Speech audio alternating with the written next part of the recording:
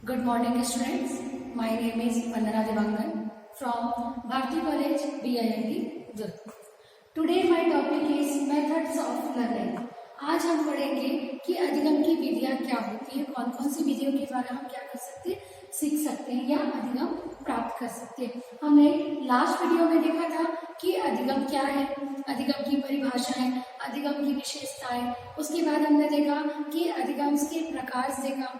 ठीक है, तो आज हम लास्ट देखते हैं कि मेथड्स ऑफ लर्निंग की अधिगम की मेथड्स विधियां क्या क्या है, हम किस प्रकार से हम अधिगम कर सकते हैं, किस प्रकार से हम क्या कर सकते हैं, सीख सकते हैं। तो हम यहाँ पर देखते हैं ब्लैक बोर्ड में हमारे पास 13 मेथड्स लिखे हुए हैं, 13 मेथड्स लिखे हुए हैं। सबसे पहला मेथड जो होता है वो है करके सीखना, दूसरा है निरीक्षण, निरीक्षण मतलब ऑब्जर्वेशन, थर्ड है परीक्षण विधि, परीक्षण विधि मतलब क्या है, एक्सपेरिमेंटल विधि मेथड, वाद विवाद विधि, नेक्स्ट है वाचन विधि, उसके बाद है अनुकरण विधि, नेक्स्ट विधि जो है प्रयास एवं त्रुटि विधि, 1 नंबर का विधि जो है वो है खंड विधि, उसके बाद हम पढ़ेंगे पूर्ण विधि, फिर हम पढ़ेंगे अंतराल विधि, उसके बाद पढ़ेंगे हम सतत विधि, फिर हम पढ़ेंगे सामूहिक विधि, फिर लास्ट में हम जो पढ़ेंगे वो है प्रोजेक्ट विधि।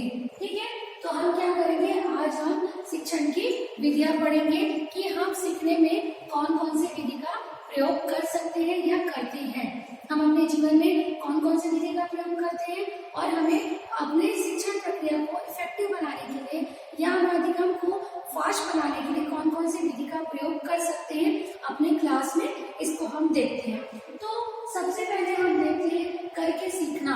करके सीखना का मतलब क्या होता है, स्वयं क्या करता है, बालक क्या करता है, स्वयं उस कार्य को करता है और उसके द्वारा क्या करता है, वो सीखता है। ठीक है, क्या होता है कि जब बालक क्या होता है, किसी कार्य को करता है, जब बालक किसी कार्य को करता है तो क्या करता है, उस कार्य को वो प्रत्यक्ष रूप में करता है, उसको देख कर करता है। तो जब बालक उस कार्य को देखकर खुद से कार्य को करता है तो क्या होता है, उसका जो सीखने की जो प्रक्रिया होती है वो तीव्र होती है, क्योंकि बालक क्या कर रहा है, उस कार्य को स्वयं कर रहा है। जैसे बालक अगर पेंटिंग का कार्य कर रहा है, पेंटिंग बना रहा है या कोई कुकिंग कर रहा है, खाना बना रहा है, तो वो खाना को बनाने देखते, अगर कोई खाना बना रहा है उसको अगर हम देखते हैं तो क्या होता है कि हमको वो याद रहता है, हम आंखों से देखते हैं तो उसका दृश्य हमारे दिमाग में बैठ जाता है कि हाँ इस प्रकार से क्या होता है, खाना इस तरीके से बनता है ना। लेकिन अगर हम उसको स्वयं बनाते हैं या हम स्वयं करते हैं तो क्या होता है, हमारा समझ जो है वो विकसित हो जाती है और हमसे वो चीजें बहुत अच्छे से बन जाती है। तो ये जो करके सीखना जो विधि होती है वो क्या होती है, बाल केंद्रित विधि होती है। इसे बाल केंद्रित विधि क्यों कहा जाता है, क्योंकि बालक के मानसिक स्तर के आधार पर ही क्या किया जाता है, शिक्षण अधिगम प्रक्रिया क्या होती है, करवाई जाती है। कि बालक का जो मानसिक स्तर है कि बच्चा कितने एज का है, कौन सी क्लास में, उसके अनुसार क्या किया जाता है, मेथड का यूज किया जाता है, उसके अनुसार उसको कार्य दिया जाता है। अगर छोटा बच्चा है तो उसके मेंटल लेवल के अनुसार उसको कार्य दिया जाता है, उससे वो प्रत्यक्ष रूप से वो कार्य करवाया जाता है। लेकिन क्या होता है, क्योंकि उसके मेंटल लेवल के अकॉर्डिंग जब हम उस कार्य को करवाते हैं तो बच्चा क्या करता है, उसको अच्छे से सीख पाता है। और अगर मान लो कि बाद में क्या होता है, बच्चा अगर उसको कार्य को कर रहा है और करने के बाद उसका समाधान नहीं कर पाया, उस कार्य को नहीं कर पाता है, तो वो ये भी समझ रखता है कि उस कार्य में कितने प्रकार की गलतियां हुई हैं या किस प्रकार की समस्या आई है। तो क्या करता है, उस समस्या का भी क्या करता है, निवारण करके बालक जो होता है उस कार्य को पूरा करने का प्रयास करता है।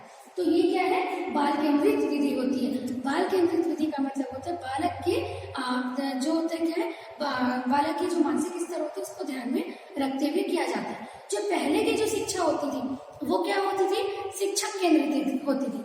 शिक्षक केंद्रित मतलब शिक्षक के मानसिक स्तर को ध्यान में रखते हुए क्या किया जाता है, शिक्षण की प्रक्रिया पूरी की जाती थी। मतलब शिक्षक की जो क्वालिटीज होती है या उसकी जो क्या बोला जी मेंटल लेवल जो होता है, या हम बोल सकते हैं कि उनकी जो कार्य करने की जो योग्यता होती है, जिस प्रकार जैसे जैसे शिक्षक किया करते थे, जो गुरु है जिस प्रकार कार्य करते थे उसी प्रकार क्या है, पहले जो है वो छात्र क्या करते थे, कार्य को करते थे और उसी प्रकार ज्ञान को प्राप्त करते थे। लेकिन अभी की जो पाठ्य योजना है या अभी की जो शिक्षण क्रियाएं जो होती है वो बालक के मानसिक स्तर के आधार पर की जाती है। तो करके सीखना में क्या होता है, जो चीन के लेखक जो है उन्होंने कहा है है कि जो कार्य जो हम क्या करते हैं, सुनते हैं, जो कार्य को जिसे हम सुनते हैं वो क्या होता है, उसे हम भूल जाते हैं।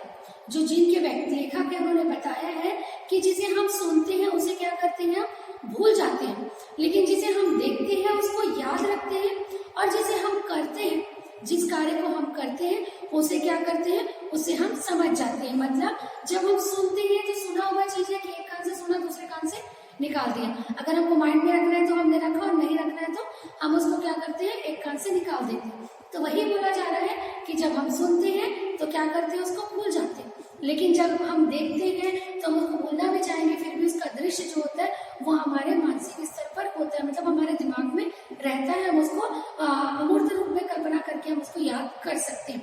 लेकिन अगर जब हम जिस कार्य को हम करते हैं तो कार्य के साथ हमको याद भी रहता है, और उसकी हमको समझ में हो जाती है कि वो कार्य किस प्रकार से कंप्लीट हुआ और किस प्रकार से हमको करना चाहिए। ठीक है, फिर हम देखते हैं सेकंड पॉइंट, निरीक्षण।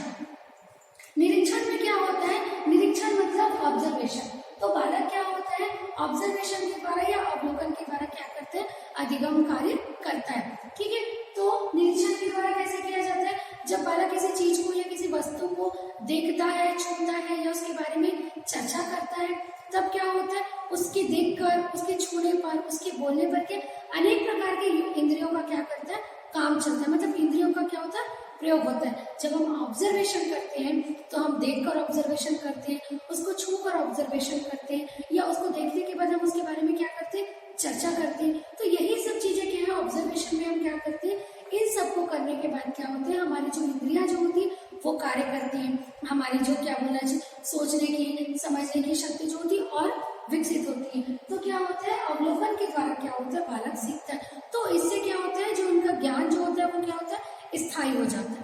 ठीक है, तो बालक क्या करता है, इंद्रियों के निरीक्षण माध्यम के द्वारा भी सीखता है। फिर थर्ड है परीक्षण विधि। परीक्षण विधि को क्या बोला जाता है, एक्सपेरिमेंट मेथड। एक्सपेरिमेंट मेथड क्या होता है कि हम क्या करते हैं, एक्सपेरिमेंट करते हैं, किसी का भी परीक्षण करते हैं। जब हम एक्सपेरिमेंट करते हैं तो एक्सपेरिमेंट के द्वारा भी क्या किया जाता है, हम क्या कर सकते हैं, अधिगम को प्राप्त करते हैं। अधिगम क्या करते हैं, हम सीखते हैं। जैसे हम किसी कार्य को करते हैं, जब हम पढ़ाई करते हैं या फिर जैसे लैब में हम कोई एक्सपेरिमेंट करते हैं, तो जब वो कार्य क्या होता है, सक्सेस हो जाता है, तो हम एक्सपेरिमेंट के माध्यम से भी सीखते हैं, है ना। तो बालक जो होता है, चाहे वो बालक हो या मनुष्य हो, वो क्या करता है, परीक्षण विधि या फिर एक्सपेरिमेंट के माध्यम से भी क्या करता है, सीखता है। फिर नेक्स्ट पॉइंट है वाद विवाद विधि। वाद विवाद विधि क्या होता है, डिबेट कॉम्पिटिशन आपने सुना होगा। तो वाद विवाद विधि में क्या होता है, जो बालक होता है या जो मनुष्य होते हैं, किसी टॉपिक पर क्या करते हैं, चर्चा करते हैं, मतलब तर्क देते हैं अपना। मतलब क्या होता है कि एक टॉपिक होता है, उस टॉपिक में क्या किया जाता है, दो पक्ष होते हैं, दोनों पक्ष के बीच में क्या होता है, उस टॉपिक के बीच में डिस्कशंस होते हैं। क्या होता है कि बालक क्या करता है या मनुष्य क्या करते हैं, उस टॉपिक के बीच में दो व्यक्ति क्या करते हैं, डिस्कशन करते हैं, अपने तर्क को क्या करते हैं, प्रस्तुत करते हैं। ये क्या होती है, प्रक्रिया जो होती है तर्क विधि पर आधारित होती है। तो अपने तर्क प्रस्तुत करते हैं, अपने विचार प्रस्तुत करते हैं। तो क्या होता है, एक ग्रुप का व्यक्ति जब अपने विचार को प्रस्तुत करता है, अपनी बातों को प्रस्तुत करता है, तो दूसरा व्यक्ति उसको सुनता है। तो जब एक टॉपिक के बीच में जब अनेक प्रकार के तर्क, अनेक प्रकार के वितर्क होंगे, अनेक प्रकार के विचार प्रस्तुत होंगे, तो उसको सभी व्यक्ति सुनेंगे, और सुनने के बाद क्या होगा कि वो उसको क्या करेंगे, ग्रहण करेंगे। तो क्या है, वाद विवाद विधि के द्वारा भी क्या किया जाता है, सीखा जा सकता है। क्योंकि क्या होता है कि एक टॉपिक के अनेक सारे जो होते हैं विचार प्रस्तुत होते हैं, उनके तर्क प्रस्तुत होते हैं, जिससे क्या होता है, अधिगम आसानी से किया जा सकता है। फिर है क्या है, वाचन विधि। वाचन विधि में क्या होता है कि जो बालक, जो टीचर्स होते हैं, जो क्लासरूम में जो टीचर्स होते हैं, वो क्या करते हैं, वाचन करते हैं। किस प्रकार वाचन करते हैं, ये जो होता है क्या होता है, प्राइमरी क्लास में ज्यादा होता है, प्रारंभिक जो कक्षाएं होती है उसमें क्यों होता है, क्योंकि जो बच्चा जो होता है वो क्या करता है, टीचर जैसा जैसा बोलते हैं उसी का ही क्या करते हैं बच्चे, उसी प्रकार क्या करते हैं, वाचन करते हैं। तो टीचर्स क्या करते हैं, जोर से चिल्लाकर, मतलब चिल्लाकर या ऊंची आवाज में क्या करते हैं, बोलते हैं। जैसे प्ले ग्रुप में या छोटे क्लासेस में टीचर्स बोलती है, कविता बोलती है, पोयम बोलते हैं, मछली जल की रानी है, या फिर हम पढ़ते हैं झांसी की जो रानी है रानी लक्ष्मीबाई, उनके बारे में बोलते हैं तो जैसा बोलते हैं खूब लड़ी मर्दानी वाली वो तो झांसी की रानी थी। तो जैसा जैसा जो टीचर्स बोलते हैं वैसा वैसा क्या करते हैं, बच्चा भी क्या करते हैं, उसका वाचन करता है। मतलब शिक्षा क्या करते हैं, वाचन करते हैं, जोर से चिल्लाकर शिक्षा को और इफेक्टिव बनाने का प्रयास करते हैं। ठीक है, फिर है अनुकरण विधि। अनुकरण विधि कब किसे कहा जाता है कि नकल करना, अनुकरण करना।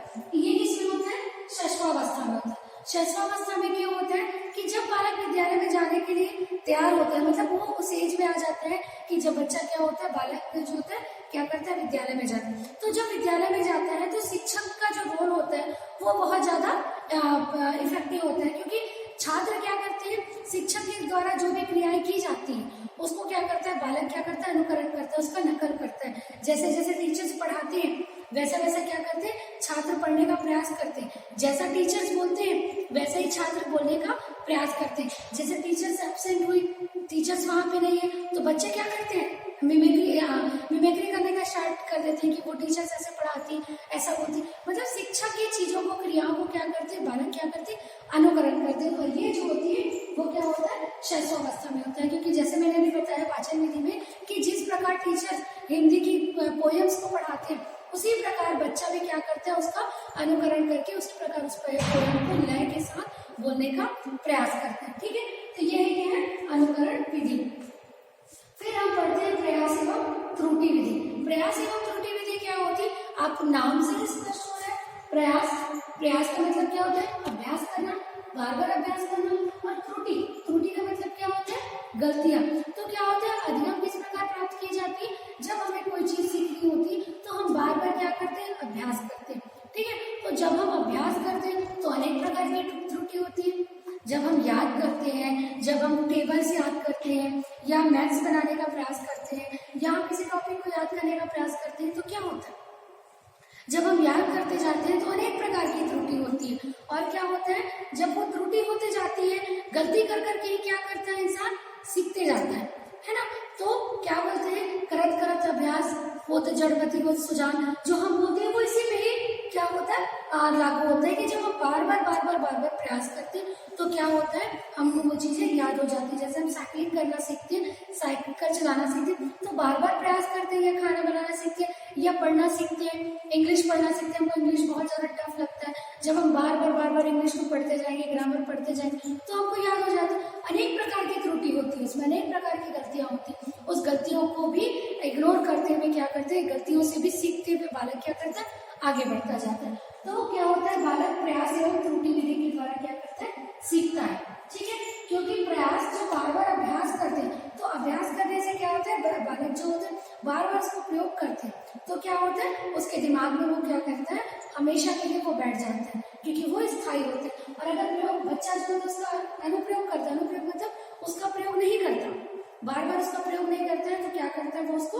भूल जाता है ना। तो इसी प्रकार क्या है, अभ्यास के द्वारा क्या किया जाता है, अधिगम प्राप्त किया जा सकता है। फिर है खंडन विधि। खंडन विधि किसे कहा जाता है, खंडन विधि का अर्थ होता है कि जब क्लास में टीचर पढ़ा रही तो क्या करती है, जब टीचर एक पार्ट को पढ़ा रही है तो क्या करती है, उस पार्ट को खंडों में पढ़ाती है। आपने देखा होगा कि बुक में जो लिखा होता है वो paragraph, first paragraph, second paragraph, third paragraph लिखा होता है।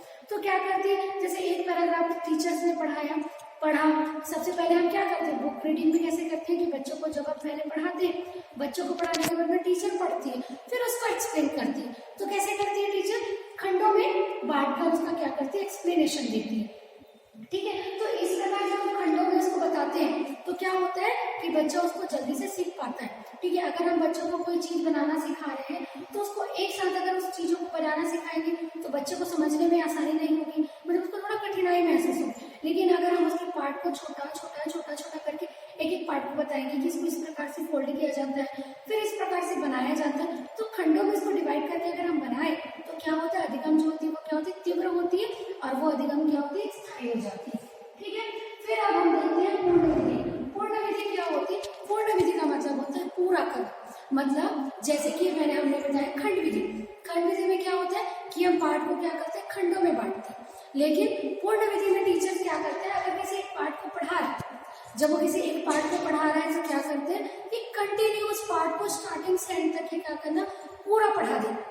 पूरा पढ़ाने के बाद क्या करना, एक्सप्लेन करना। मतलब इसमें क्या होता है कि पूर्ण विधि में टीचर्स क्या करते हैं, एक पार्ट को जैसे स्टार्ट की तो उसको पूरा का पूरा पढ़ाना क्या किया जाता है, टीचर्स पूरा पढ़ाते हैं। ठीक है, फिर है अंतराल विधि। अंतराल विधि का मतलब क्या होता है, इंटरवल। इंटरवल विधि में क्या होता है कि ये एक पूर्ण विधि के जैसा ही होता है। क्या होता है कि जब टीचर्स एक बार पढ़ाना स्टार्ट करते हैं, जब कोई पार्ट को पढ़ाना स्टार्ट करते हैं तो इसमें क्या है, किसी भी प्रकार का अंतराल नहीं लेते, कंटिन्यू टीचर्स क्या करते हैं, पढ़ाते जाते हैं। उस पार्ट को उनका ये मोटो रहता है कि उस पार्ट को क्या करना, उनको पूरा करना रहता है। तो टीचर्स क्या करते हैं, इसमें पढ़ाने के समय क्या करते हैं, ब्रेक नहीं लेती, इंटरवल नहीं लेती और कंटिन्यू उसको क्या करती है, पढ़ाते रहते हैं। ठीक है, उसके बाद क्या है, सतत विधि। सतत विधि का मतलब क्या होता है, लगातार उस विधि को क्या करना, पूरा करते रहना, मतलब सतत चलने वाली प्रक्रिया। मतलब क्या होता है, अधिगम की जो प्रक्रिया होती है वो क्या होती है, सतत चलने वाली प्रक्रिया होती है। तो बालक जो क्या करता है अपने जीवन में हर समय, हर पल, हर क्षण क्या होता है, वो अधिगम को प्राप्त करता रहता है। मतलब अधिगम क्या करता है, सीखते रहता है। क्योंकि जब हम क्लास में बच्चों को सिखाते हैं, बच्चा घर में सीखता है, आसपास के वातावरण से सीखता है, स्कूल में सीखता है, स्कूल के बाहर सीखता है ना। बच्चे जहाँ जहाँ जहाँ जहाँ जैसे जैसे जाते जाएगा वैसे वैसे बालक क्या करता है, अपने जीवन में हर पल, हर क्षण, हर जीवन में हर क्षण, मतलब उसमें क्या करता है, बालक जो होता है वो क्या करता है, सीखना प्रारंभ करते रहता है। मतलब सीखने की प्रक्रिया जो होती है वो सतत चलते रहती है। ठीक है, फिर हम देखते हैं सामूहिक विधियां। सामूहिक विधियां मतलब क्या होता है, समूह में रहकर क्या करना, अधिगम को प्राप्त करना। जैसे कि हम क्या करते हैं, समूह में रहकर देश प्रेम की भावना, सहयोग की भावना, एक से हेल्प करने की भावना, ये सब भावनाओं का क्या करते हैं, विकास होता है। जिसमें क्या होता है कि सामूहिक कार्य करने की क्वालिटी क्या की जाती है, बच्चों में डाली जाती है कि बच्चा सामूहिक रूप से कैसे उस कार्य को करेगा और समूह में रहकर उस कार्य को कितने अच्छे ढंग से वो प्रेजेंट करता है। क्योंकि समूह में जब हम कार्य करते हैं तो वो सामूहिक कार्य होता है, इंडिविजुअल कार्य नहीं होता। हम अपने आप को इंडिविजुअल प्रेजेंट नहीं कर सकते, वहां पे हमको क्या करना पड़ता है, समूह में अपने आप को प्रेजेंट करना पड़ता है। जैसे कि आपके ग्रुप को अगर कोई काम दिया गया है और ग्रुप के अलावा आपने अगर अकेले ही अपने काम को प्रेजेंट कर दिया तो वो क्या है, उतनी वैल्यू उसकी नहीं रहती। लेकिन अगर आप अपने ग्रुप को प्रेजेंट करते हो तो क्या होता है, आपकी वैल्यू बढ़ जाती है। तो सामूहिक विधियां जो होती है कि समूह में रहकर क्या किया जाता है, बच्चों को सिखाया जाता है। जैसे कि सेमिनार्स होती है वो समूह में होता है ना, बहुत बड़े समूह में होता है। विचार गोष्ठी होती है जो हमारे विचारों को क्या किया जाता है, बताया जाता है। तो ये सब क्या होती है, सामूहिक विधियां होती है जिसमें क्या किया जाता है, समूह में रहकर उस कार्य को किया जाता है और सीखा जाता है। ठीक है, फिर क्या होता है, प्रोजेक्ट विधि। प्रोजेक्ट विधि को क्या कहा जाता है, योजना विधि भी कहा जाता है। योजना मतलब प्लानिंग करना, प्रोजेक्ट बनाना। ये विधि क्या होती है, करके सीखना विधि के समान ही होती है। क्यों, क्योंकि इसमें क्या होता है, छात्र जो होते हैं अपने जो टॉपिक्स होते हैं उसका क्या करते हैं, जिस भी टॉपिक का उसको प्रोजेक्ट बनाना है, जिस भी टॉपिक की योजना बनानी, उसका वो बालक क्या करते हैं, स्वयं उसका चयन करते हैं। यहाँ पर शिक्षक का क्या रोल होता है, शिक्षक का सिर्फ यही रोल होता है कि शिक्षक क्या करे, छात्र को मार्गदर्शन प्रदान करे, उसके टॉपिक्स के बारे में उसको एक्सप्लेनेशन दे कि ये टॉपिक उसके लिए बहुत अच्छा है, इस टॉपिक का वो चयन कर सकता है। लेकिन वो किस टॉपिक का चयन करेगा वो उसके ऊपर डिपेंड करता है कि वो उसको कौन सा टॉपिक को चयन करना है, कौन सा टॉपिक की समस्या का समाधान करना है, वो बच्चा ही अपने से डिसाइडेड करेगा। तो शिक्षक क्या करते हैं, मार्गदर्शन करते हैं और शिक्षक ये देखता है कि जो प्रयोजना विधि के जो स्तर होते हैं, जो नियम कानून जो बनाए गए हैं, उसी नियम कानून के अनुसार जो छात्र जो है अपनी समस्या का समाधान कर रहा है कि नहीं, उस प्रयोजना को बना रहा है कि नहीं, क्योंकि वो उसके नियम कानून के अंदर ही रहकर वो उस कार्य को कर रहा है कि नहीं, ये सब चीज देखना क्या होता है, एक टीचर का कार्य होता है। क्योंकि समस्या का समाधान भी कौन करता है, छात्र खुद से करते हैं। सिर्फ शिक्षक क्या करते हैं, उसको हिंट देते हैं, उनको समझाते हैं, लेकिन उनकी समस्या का समाधान कौन करता है, सिर्फ छात्र ही करते हैं। तो इस प्रोजेक्ट विधि में क्या होता है कि बच्चा क्या होता है, समूह में रहकर अपने कार्य को, सामूहिक विधि में उसने सीखा कि समूह में रहकर क्या किया कि कैसे वो समूह में रहकर अपने कार्य को पूरा कर सकते हैं। तो प्रोजेक्ट विधि में छात्र क्या करते हैं, अपनी समस्या का चयन खुद करते हैं, अपने टॉपिक का चयन खुद करते हैं और टॉपिक का चयन करके उस समस्या का समाधान भी कौन करता है, छात्र खुद से करते हैं। ठीक है, अब हम क्या पढ़ेंगे, अधिगम के भेद। तो हमने पढ़ा मेथड्स ऑफ लर्निंग की अधिगम के विधियां कौन कौन सी हमने लर्निंग के जो मेथड्स है वो कितने पढ़े, 13 मेथड्स पढ़े। अब हम पढ़ते हैं अधिगम के भेद। कौन कौन से भेद होते हैं, कितने भेद होते हैं, देखते हैं। सबसे पहला भेद होता है वाचिक अधिगम, दूसरा है गद्यात्मक अधिगम, तीसरा है समस्या समाधान अधिगम। तो सबसे पहला क्या है कि हम पढ़ते हैं वाचिक अधिगम। वाचिक अधिगम क्या होता है कि इसमें हम किस प्रकार अधिगम प्राप्त करते हैं, देखिएगा, संकेत के माध्यम से, भाव के माध्यम से और शब्द के माध्यम से। कि मतलब क्या होता है, हम किसी की बातों को सुनकर या हम अपनी बातों को बताकर या किसी टॉपिक के बारे में बताकर, मतलब क्या है कि शब्दों का क्या किया जाता है, प्रयोग किया जाता है। अधिगम करने के लिए किसका प्रयोग किया जाता है, शब्दों का प्रयोग किया जाता है। शब्दों के द्वारा क्या किया जाता है, अधिगम क्या किया जाता है, प्रदान किया जाता है। दूसरा है संकेत के माध्यम से, अनेक प्रकार के संकेत होते हैं, तो हम क्या करते हैं, संकेत देकर क्या किया जाता है, बच्चों को सिखाया जाता है कि किस प्रकार के अनेक प्रकार के संकेत दिए जाते हैं। फिर है भाव, फिर ये जो अपनी भाव जो होती है हम उसके द्वारा भी क्या करते हैं, अधिगम जो है वो कराते हैं। बच्चा इन तीनों के माध्यम से क्या करता है, अधिगम प्राप्त करता है। फिर दूसरा पॉइंट जो है वो है गद्यात्मक अधिगम क्रिया। गद्यात्मक अधिगम क्या होता है, गद्यात्मक अधिगम में क्या होता है, अनेक प्रकार की क्रियाएं होती हैं और क्रियाओं के द्वारा क्या करते हैं, बालक जो है अधिगम प्राप्त करता है। अधिगम का अर्थ होता है सीखना, तो बालक जो होता है अपने जीवन में अनेक प्रकार की क्रियाएं करता है, खाता है, पीता है, उठता है, बैठता है, घूमता है, सामाजिक जो कार्य होते हैं वो करता है, अपने जीवन के जो पर्सनल कार्य है उसको करता है। तो व्यक्ति जो होता है या बालक जो होता है वो अनेक प्रकार की क्रियाएं करता है। उस अनेक प्रकार की क्रियाओं में वो अनेक तरीके से सीखता है। पॉजिटिव उसको अधिगम प्राप्त होता है या नेगेटिव अधिगम प्राप्त होता है।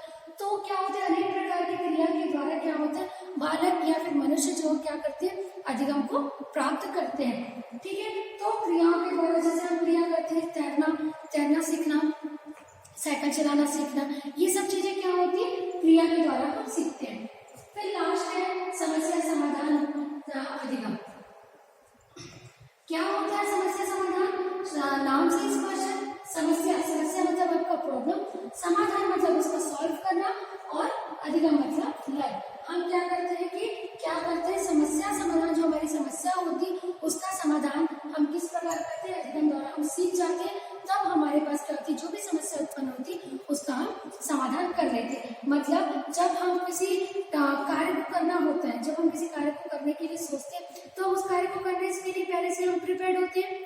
तब हम क्या करते हैं, अगर हम किसी कार्य को करने के लिए पहले से प्रिपेयर्ड होते हैं तो उस कार्य में किसी भी प्रकार की अगर समस्या आती भी है तो हम उसको समाधान करने के लिए भी तैयार रहते हैं। लेकिन अगर आपको कोई कार्य या क्रिया दी जाएगी, आपके ऊपर प्रेशर ही उसको थोपा जाए, तो आप उस कार्य को करने के लिए तैयार होंगे क्या, नहीं होंगे। तो क्या होता है, समस्या का क्या करना, चयन करना। जब